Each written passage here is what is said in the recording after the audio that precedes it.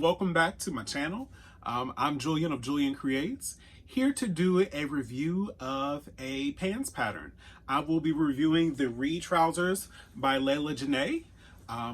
That was part of the Sew My Style Challenge for August. I am one of the leaders of the challenge this year, and I've just felt that instead of me writing something out, I can share some video and give you my thoughts.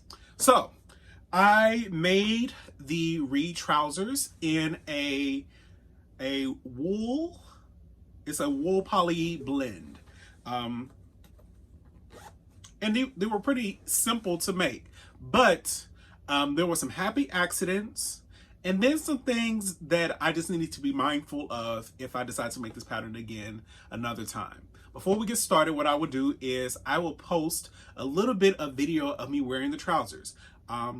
You will see me wearing the trousers with a Simon shirt from freesewing.org. And then we will go into how I like this pattern.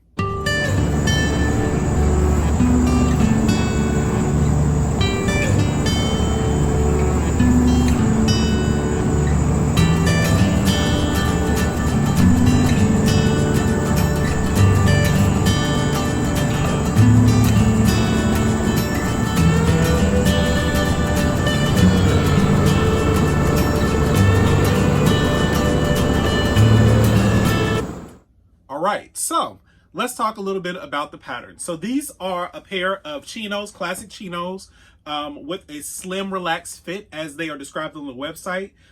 So they're slim through the legs. Now what I did was I made these in a size 48. So that is using your suit measurement size. I made these in a size 48. But then from the knee line to the bottom, so to the ankle, I took it from a size 48 down to a 38.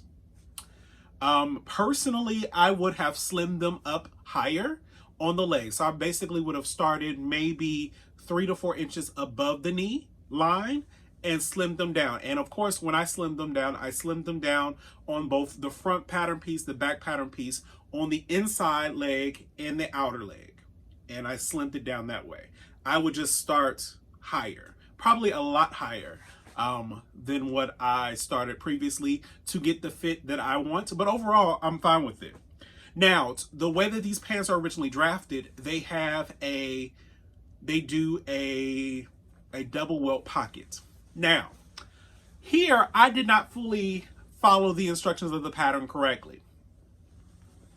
And instead of, you can see my welt pocket, but instead of what they have you do is the pattern piece, they have you fold it, and you are supposed to sew a 1/4 inch away from the folded edge.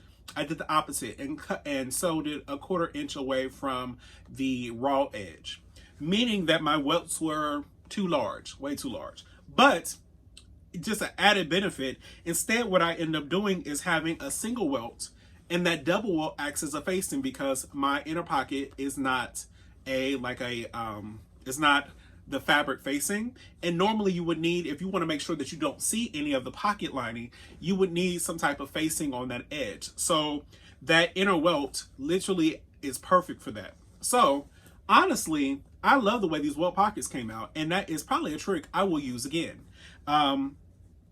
It was pretty simple and easy.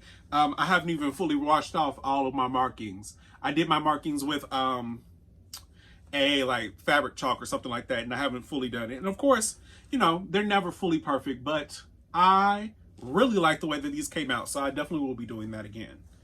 Now, beyond the happy accident, there is something very interesting about this pattern, and sometimes it happens, but if you are used to using patterns, you would know, or used to wearing, knowing the difference between men's and women's clothing, you would know that men's clothing buttons the opposite direction of women's. So it opens to the right, or yes, my right. Sometimes I have to draw my name out to make sure I'm doing it right, but it opens to the right. So from the left to the right.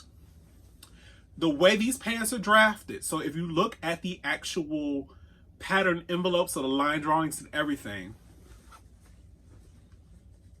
they're backwards. So I was wondering how this was going to work out because I was looking, I was like, this is interesting. And I'm a person who follows sometimes the drawings more than I follow the words. But even in reading the words, I followed it so where it told you which side to cut off. So you're supposed to cut off the left hand side and stuff like that. The left hand side of the zipper facing. I think that's what it's called. But then that leads you to then having to do the zipper on the wrong side. So what I end up doing is I kept it because it was already cut and everything like that. And I did a lot of hand sewing to make this work. So, and I need to put on some, I need to put on like a hook and eye, or yeah, bar and hook system and stuff like that to keep these perfect, but I'll do that later. But as you can see here, all of this should be on the other side of the pants. But to make sure that it works, I did not do all the top stitching that you will normally see on a zipper fly. And then I just did a lot of hand work. Let me see if you can see that. Not the best hand work, but hand work to make sure that this all stayed in place. Now, instead of going through this side on the serger, what I did was I just did it, I did it on my sewing machine doing an overlock stitch. So I just need to cut off those little edges. There's like some little frays there. But everything is good and in place. So yeah. Also too, now in wearing these pants, as you can see the inside of my side pockets. What I would do next time is I would go ahead and, though it is a slip pocket, I would still put some type of facing on the back pocket side to make sure you do not see on the inside of the pockets. And then probably for myself, I would need to go ahead and maybe take a little bit out in the pattern in this front piece. So redraft the pattern a bit to make sure that the pockets are lying a little bit flatter. But I think I will be happier if you just don't see the lining of my pockets as much as you do currently. Personally, I don't mind having contrasting lining of my pockets and you seeing it a little bit. That's just my thing. But I would definitely just cut it back so you don't see as much. So I think overall, if you just, also, last thing.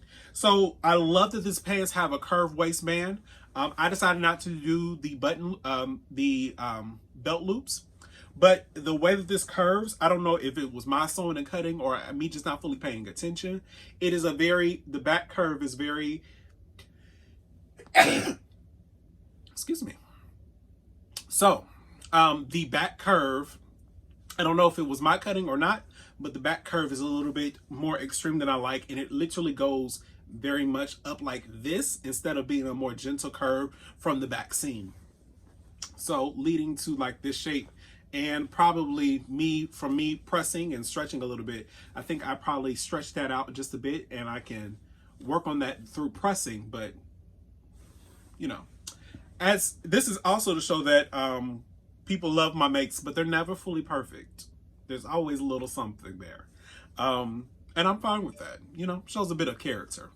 But just kind of to smooth out that curve on the back, to make sure that you're getting a flatter back waistband. But overall, the waistband fits me well, and I don't mind it. And really don't need the belt loops. Probably because, you know, beyond just being at home, I probably had COVID-19, so gained a little weight. So the 48 is a little bit more snug than normal, but it's okay. Overall, I like this pattern. I can see myself doing these again. Overall, personally, it made my butt look good. I was happy with that. I would slim the legs just a bit more to get the fit that I would want. And I'll probably need to do some more, some type of interfacing or lining in the front just to make sure that it's filling out. Sometimes, depending on where you wear your pants, it just can use a little bit of weight to make sure that it's not buckling under like your stomach or anything like that. Or you can definitely scoop out the front a bit more just to make sure that you get the proper fit. I really want to try the pattern more as is besides just the leg tapering. So yes, overall, I think that this is a pattern that has potential. I love trying different new men's patterns, and I love that there is a larger size range to these. Some men's patterns do not come in a size that I can wear. So where I am the top of patterns for a lot of companies, this one, it worked for me. So I definitely think I will try these again and just be mindful of how I make these. So really paying attention to the instructions and really using the instructions as flipping it. So making sure that I'm doing everything on the right instead of the left so that I get the zipper to go the correct way. So that's really all I have. I hope you enjoyed. I just thought this would be easier than actually trying to put stuff on my blog. Especially, I like to talk. And sometimes just talking is easier for me. So please, if you're interested in like what I'm talking about, I'm definitely planning to make more of these videos, reviewing patterns, talking about sewing and stuff like that. So please follow me at Julian Creates on Instagram, as well as you can find me at Julian Creates on YouTube and on Facebook. So until next time, everyone, have a wonderful day.